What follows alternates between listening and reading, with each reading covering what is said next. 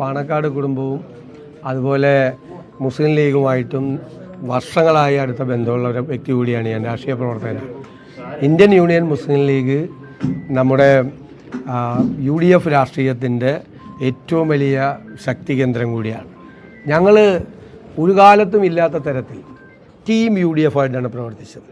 ഒരൊറ്റ, നിങ്ങൾക്ക് എല്ലാവർക്കും അറിയാം, ഒരു പാർട്ടി പ്രവർത്തിക്കുന്നത് പോലെയാണ് അസംബ്ലിക്കകത്തും പുറത്തും പ്രവർത്തിച്ചത്. അതിനെല്ലാം എല്ലാ പിന്തുണയും തന്ന ഒരാളാണ് അഭിവന്ദ്യനായ പാണക്കാട് സാദിഖ് അലി ശിഹാബ് തങ്ങൾ. അദ്ദേഹത്തിൻ്റെ പിന്തുണയുണ്ടായിരുന്നു. പിന്നെ അദ്ദേഹത്തിൻ്റെ നമ്മളെടുത്തൊരു അതിശക്തമായ ഒരു മതേതര നിലപാടുണ്ടായിരുന്നു. അത് കേരളം അംഗീകരിച്ചു. ആ മതേതര നിലപാടിൻ്റെ പിൻബലവും അദ്ദേഹമായിരുന്നു. എത്ര പേരാണ്, ഞാൻ അവരെ ആരെയും പേരെടുത്ത് കുറ്റപ്പെടുത്തില്ല, അതിൻ്റെ സമയമല്ല. കേരളത്തിലൊരു വിദ്വേഷ പ്രചരണം നടത്തി ഭിന്നിപ്പുണ്ടാക്കാൻ പല ശക്തികൾ ശ്രമിച്ചു. മുനമ്പം വിഷയത്തിലുണ്ടായിരുന്നു, പള്ളുരുത്തി വിഷയത്തിലുണ്ടായിരുന്നു. എന്നെ അക്ഷരാർത്ഥത്തിൽ വിസ്മയിപ്പിച്ചുകൊണ്ടാണ് ആ സമയത്തെല്ലാം മുസ്ലിം ലീഗും തങ്ങളും സാദിഖ് അലി തങ്ങളും എടുത്ത നിലപാട്. ഞങ്ങൾ പറവൂർ മുൻ ധനകാര്യമന്ത്രിയായിരുന്ന KT ജോർജിൻ്റെ നാമധേയത്തിലുള്ള അവാർഡ് സാദിഖ് അലി തങ്ങൾക്ക് ഞങ്ങൾ കൊടുത്തത് ആ മതേതര നിലപാടിൻ്റെ പേരിലായിരുന്നു. നമുക്കറിയാം, ബാബറി മസ്ജിദ് സംഭവം ഉണ്ടായിരുന്നപ്പോൾ ശിഹാബ് തങ്ങളെടുത്ത നിലപാടിൻ്റെ പിന്തുടർച്ചയായിരുന്നു ആ മതേതര നിലപാട്. പള്ളുരുത്തി വിഷയവും മുനമ്പം വിഷയവും ഒക്കെ കേരളത്തിൽ വേണമെങ്കിൽ ആളിക്കത്തി ശത്രുത ഉണ്ടാകാമായിരുന്നു. അതിൻ്റെ തീ കെടുത്തിയത് അദ്ദേഹമാണ്. അങ്ങനെയുള്ളൊരു ബഹുമാനം കൂടി. അപ്പോൾ UDFൻ്റെ അതിശക്തമായ ഒരു മതേതര നിലപാട് എടുക്കാൻ നമ്മുടെ കൂടെ നിൽക്കുന്നതാണ്.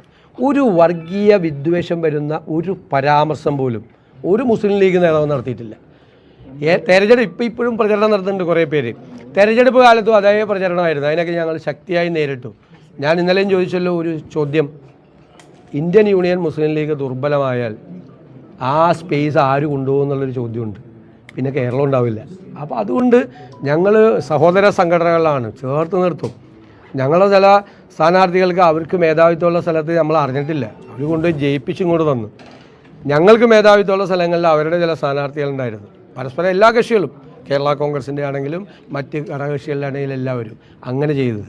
ആ ഒരു ടീം UDFൻ്റെ പ്രവർത്തനത്തിന് തങ്ങളുടെ ഭാഗത്തു നിന്ന് കിട്ടിയ പിന്തുണയ്ക്ക് നന്ദി പറയാൻ കൂടിയിട്ടാണ് ഞാൻ വന്നത്.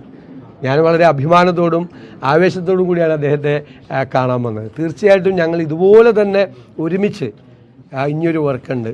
ഈ നാടിനെ മാറ്റമുണ്ടാക്കുന്നതിന് വേണ്ടിയിട്ട് ടീമായിട്ട് ഞങ്ങളിന്ന് വർക്ക് ചെയ്യും, ഒരുമിച്ച് ഇന്ന് വർക്ക് ചെയ്യും. ഒരു ഭിന്നിപ്പുണ്ടാക്കാൻ ഒരാളും വരണ്ട.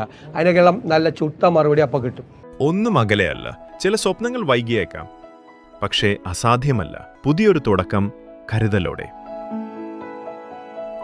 അത്യാധുനിക സാങ്കേതിക വിദ്യയും പ്രതീക്ഷയും വലിയ സ്വപ്നങ്ങളെ സാധ്യമാക്കും. ഞങ്ങൾ കൂടെയുണ്ട് നിങ്ങളുടെ കുഞ്ഞു വലിയ സ്വപ്നത്തിനായി.